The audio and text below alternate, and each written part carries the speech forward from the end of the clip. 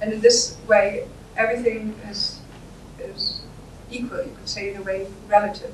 So, of course, this opens up another chapter that would need to be discussed more.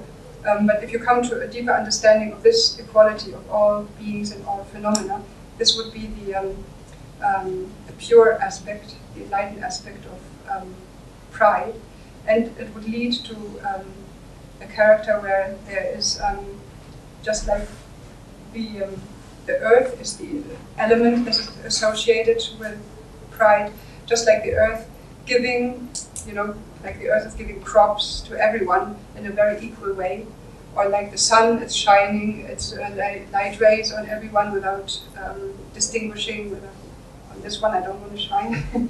So in the same way, this wisdom of equality is considering everyone in the same way, and is generous and open and giving and overflowing in the same way to everyone. Then up there we have the Karma Kagyu, discriminating awareness, wisdom, and desire. So the transformed, enlightened aspect of desire would be to see very precisely, have this discernment, see very precisely each and every phenomena. And in the neurotic form, in the desire form, we only see it through the lens of what can I get out of it, what it is good for me. We have a very precise, a very keen capacity to see very quickly in all subtleties what there is, but we always refer it back to ourselves. And so here, if we take out ourselves, there's still this capacity to see each and every individual, each and every phenomena. And this is the enlightened aspect, the so-called discriminating awareness wisdom. And the last one over there is with the Karma family, all-encompassing wisdom, jealousy. So jealousy, you remember, had this competitive energy to it. And again, if you take out the ego part, that refers everything back to how can I get the best things for me, then you still have the efficiency to it, to get things done in a very efficient, spontaneous way, very fast way. This is the all-accomplishing wisdom. So all of these give aspects of our mind. It is not the idea that we have different compartments in our mind, and then one is functioning here and then one is functioning there. It is a way to have a look at what all is there, a way of Buddhist psychology, and of course, in reality, it all works together. But I just wrote it down in order to give you this idea of how in this Vajrayana approach, there's the sense of what we have as emotions is very precious because it's all wisdom, right? And if we can learn to look at it directly, discover its essence, then we can get in touch with this enlightened aspect of it, and not be overwhelmed by the ego aspect of it. And then in retreat, even later on, after Lama Gendun made us more familiar with this kind of approach, then he said, okay, from now on, you will not think anymore, oh, here I'm again angry, but you will think, oh, here comes again mirror-like wisdom. So the idea was, okay, sounds maybe a little bit artificial, it's not that easy. But the idea is change your attitude towards what comes up in your mind, and don't get stuck in these preconceived ideas of, if I feel hot in my belly, it means I'm angry, so now I have to get back at that person, but take a new, curious look at it. And well, that is one form. And why it is so difficult, even with this direct looking, it is actually the result of quite a long and rigorous meditation training to be able to look directly in the mind like that, because we get so easily carried away by the contents of our thoughts.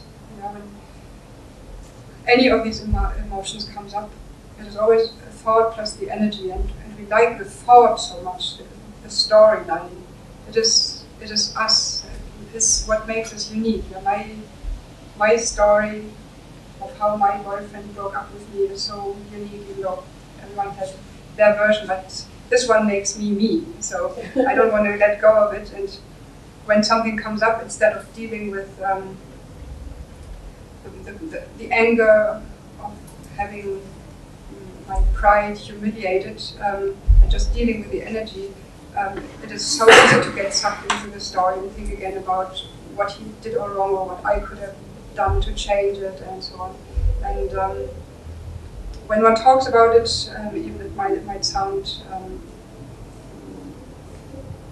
doable, but when one is sitting, and especially all of you know who've tried it more often,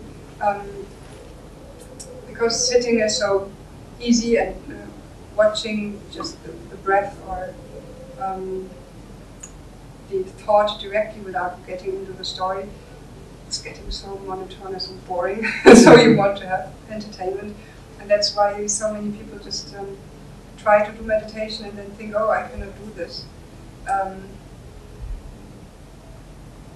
Because it's too simple and too complicated at the same time. But it's actually just a way of doing it over and over and over and over again, and having the confidence that this is really the way to go, the way that will change something.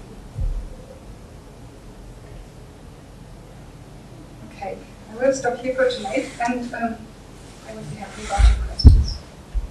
Some more.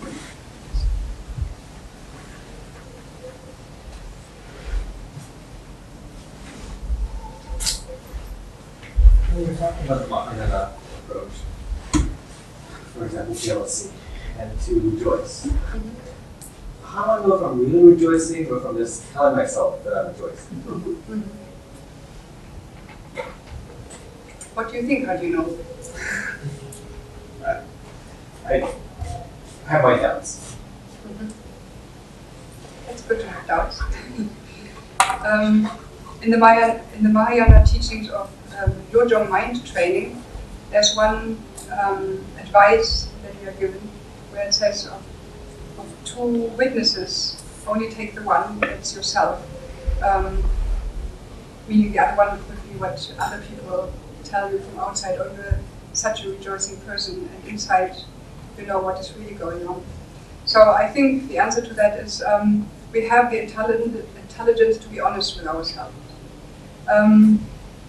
But it doesn't mean that when you see, okay, this is maybe a little doubtful, that you should say, oh, I have to be honest to myself and I'm not rejoicing, so I just don't do it. Buddhist training is so much about changing our habits, and changing our habits so long until they become natural. The idea is that in situations of stress, and the most stressful situation supposedly is when we die, we cannot count on anything but our habits, that what comes out spontaneously. We cannot count on all what we have thought very thoroughly through in our intellect, because when the instincts come through, when the emotions come through, then the intellect is too weak. So Buddhist training is about training certain attitudes over and over again until they become natural. And that means that if right now I'm a very jealous person and I want to start my training now to become a rejoicing person, you cannot expect right away to be genuinely rejoicing, right? But you have to start somewhere. And you